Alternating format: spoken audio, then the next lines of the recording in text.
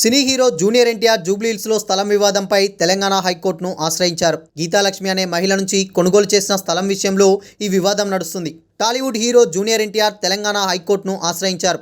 Hyderabad Jubilee Hills road number 75లో ఉన్న ఓ స్థలానికి సంబంధించిన వివాదంలో పిటిషన్ దాఖలు చేశారు. తారక్ 2003లో గీతాలక్ష్మి అనే మహిళ నుంచి ప్లాట్ కొనుగోలు చేశారు.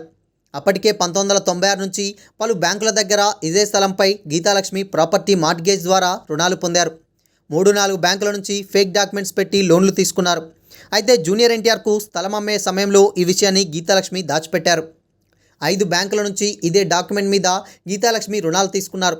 కేవలం ఒక్క బ్యాంకులో మాత్రమే మార్ట్గేజ్ లోన్ ఉన్నట్లు ఎన్టీఆర్కు గీతాలక్ష్మి చెప్పారు. తారక్ చెన్నైలో ఒక బ్యాంకులో లోన్ క్లియర్ చేసి డాక్యుమెంట్ తీసుకున్నారు.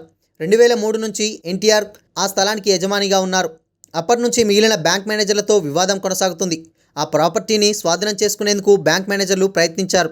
ఈ క్రమంలో బ్యాంక్ మేనేజర్లపై జూనియర్ ఎన్టీఆర్ పోలీసులకు ఫిర్యాదు చేశారు.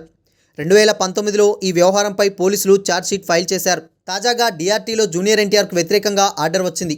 దీంతో తారక్ తెలంగాణ హైకోర్టులో పిటిషన్ దాఖలు చేయగా జూన్ 3లోపు డీఆర్టీ డాకెట్ ఆర్డర్ సబ్మిట్ చేయాలని కోర్టు కోరింది. ఈ పిటిషన్పై హైకోర్టు జూన్ 6న విచారణ చేపడతామని చెప్పింది.